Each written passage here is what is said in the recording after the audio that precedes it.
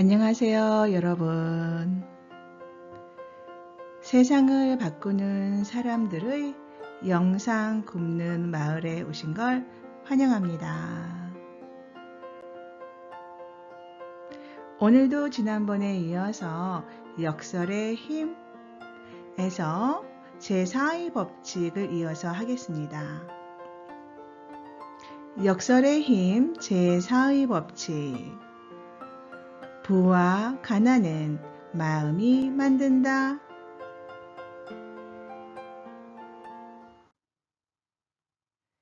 제4의 법칙, 부와 가난은 마음이 만든다 편에서는 아래와 같은 화면에 보이는 것과 같은 소이야기들을 다루고 있습니다.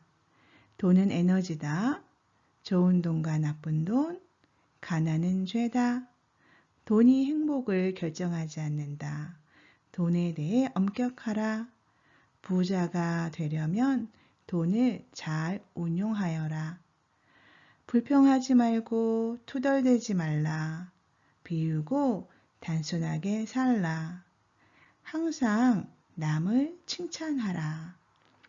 돈은 쓰기에 따라 그 가치가 다르다. 이렇게 소이야기들을 다루고 있습니다. 첫 번째 이야기는 돈의 에너지다. 제가 낭독해 드리도록 하겠습니다.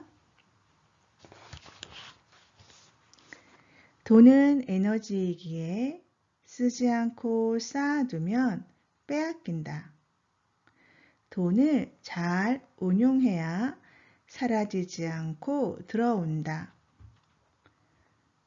돈은 생물과 같아서 늘 살아서 움직입니다. 돈은 세상에서 가장 더러운 것이고 가장 신성합니다. 사기나 도둑질로 번 돈이 가장 더럽고 일을 열심히 해서 번 돈이 가장 신성합니다. 그런데 당장 죽으면 단 1원도 들고 갈 수 없는데도 사람들은 돈을 목숨보다도 더 귀중하게 여깁니다. 그래서 돈은 필요악입니다. 하지만 돈에 너무 연연하지 마세요.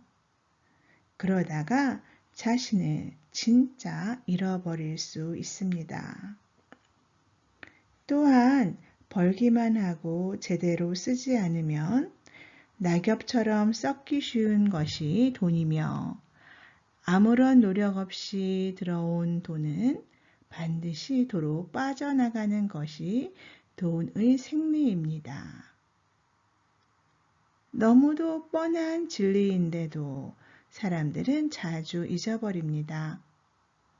돈을 잘 운용해야 많이 들어온다는 사실을 항상 명심하세요.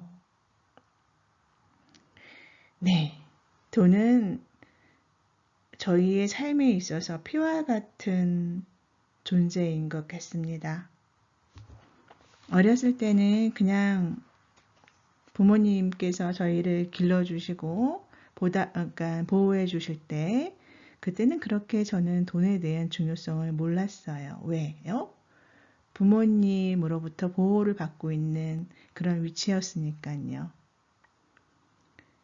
그런데 돈이 중요하다고 생각하게 된 것은 성장하면서였지 않을까 싶습니다. 제가 아르바이트를 했었을 때예요. 30대 때 아르바이트를 했었는데 그때 초등학생들을 가리키게 됐었어요. 한 여학생이 저한테 대뜸 질문을 하더군요. 선생님은 몇 평에 살아요? 저는 그때 깜짝 놀랐어요. 저는 그런 질문을 상상도 못 해봤었거든요. 그래서 우리나라가 이제 물질적인 것으로 평가를 하는 시대가 되었구나 라고 직접 피부로 느꼈답니다. 돈이라는 건 당연히 있어야 되는 거고요. 그죠? 있어야 되니까. 피와 같은 거니까.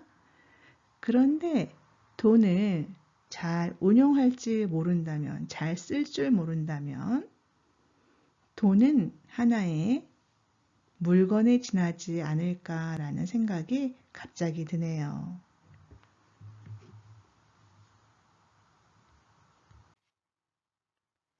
네, 오늘의 두 번째 이야기, 가난은 죄다.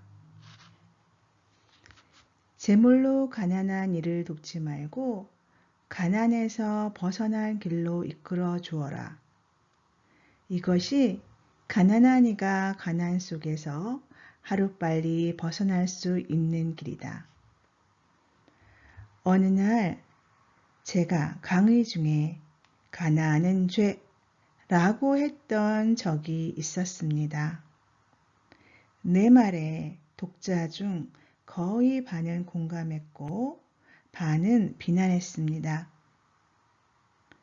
제가 이렇게 말한 것은 분명한 이유가 있기 때문입니다. 왜 가난이 죄일까요? 과거엔 사회 환경이 힘들어서 가난을 대물림했지만 지금은 어떻습니까? 물론 드물게 가망 없는 사람들도 있지만 열심히 노력하면 얼마든지 가난에서 벗어날 수 있는 사회 환경이 조성되어 있습니다. 그래서 가난은 죄라고 했던 겁니다. 누구든 이 소리가 듣기 싫다면 지금 당장 가난하다고 한탄만 하지 말고 가난에서 벗어날 최선의 노력을 다하면 됩니다. 가난과 부를 결정하는 건 오직 자기 자신에게 달려 있습니다. 가난과 부는 둘이 아니라 하나입니다. 누구든 한순간에 가난해질 수 있고 부자가 될 수 있습니다. 그리고 부자들은 누군가의 희생이 있었기에 부자가 된 것임을 한시라도 잊어서는 안 됩니다.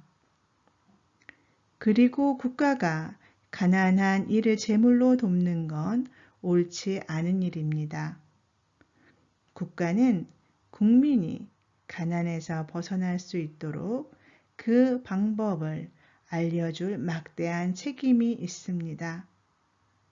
이것이 국가가 국민을 위해 반드시 할 일입니다. 네, 저도 가난은 죄다라는 말을 들은 게 몇 년 전이에요. 저도 그때 깜짝 놀랐어요. 왜 가난은 죄야? 이렇게 머릿속으로 생각했답니다. 기본적으로 사람들은 약자에 대한 보호 본능을 가지고 있습니다. 그래서 가난하다고 하면 보호해 주어야 할 것 같고 도와주어야 할 것 같고 이제 그러한 마음이 내재되어 있는 것 같아요. 근데 가난하다고 돈으로 그냥 주어버리면 그 돈을 잘 운영할 수 있으면 다행인데 운영할 수 없는 능력을 가지고 가난하다면 다시 또 가난해지겠죠. 그렇기 때문에 물질로 가난한 사람들을 돕는다라는 거에 대해서는 많은 연구가 필요할 것 같습니다. 그냥 돈이 필요해서 돈 줬는데 쓰고 나면 없어요. 끝. 그러면 계속 돈 줘야 돼요. 그러면 국가에서 그거를 계속 해주면 다행인데 국민 세금을 계속 더 걷어야 되겠죠. 그죠? 이제 그러한 어떠한 계속 반복 쳇바퀴와 같은 그러한 복지 시스템이 되는 겁니다. 그것보다는 우리 가난한 사람들이 왜 가난한지 연구하고 그 사람들을 어떻게 도와야 되는지 또 연구하고 그 사람들이 어떻게 하면 일할 수 있게 할 수 있는지 또 연구하고 이러한 연구가 사회적으로 필요한 것 같습니다. 그래서요, 지금 여기에서 나와 있는 건 국가가 국민이 가난에서 벗어날 수 있도록 그 방법을 알려줄 막대한 책임이 있습니다. 라고 써 있어요. 당연히 그러면 진짜 좋죠. 하지만 국가를 구성하는 사람은 국민이잖아요. 우리와 같은 국민 하나하나가 정법에서 말하는 연구원, 즉 우리 국민은 모두 연구원이다 라고 말하거든요. 그 뜻은 무엇이냐면 우리가 연구원이 돼서 사회에서 필요한 게 무엇인지 찾아서 정부가 필요로 하면 정부한테 알려주고 정부가 그 중에서 선택도 하고 이런 식으로 나가야 된다라고 이야기하고 있습니다. 근데 저도 그 방법이 좋을 것 같아요. 근데 우리 국민 같은 경우에는 대부분 고학력자들이 많잖아요. 고학력자들은 많은데 어떠한 문제에 대한 해답을 찾기 위한 노력을 하는 사람들은 많지는 않은 것 같아요. 만약에 여러분들 중에 저와 같은 그러한 마음을 갖고 계신 분이 계시다면 저희와 함께 하셔도 좋을 것 같습니다. 시작은 미약하나 조금씩 연구하고 조금씩 의논하면서 한 단계 한 단계 성장하는 시민이 되도록 해요. 돈이 행복을 결정하지 않는다. 돈이 많으면 조금 즐거울 뿐 그 이상도 그 이하도 아니다. 그런 점에서 보면 필요악이지만 돈이 행복을 결정하지 않는다. 닭이 먼저냐, 달걀이 먼저냐, 명확한 대답을 줄 과학자는 없습니다. 이것은 매우 근원적인 문제이고 사실 알 필요조차 없습니다. 그와 달리 사람이 먼저냐, 돈이 먼저냐는 명확한 답을 내릴 수 있습니다.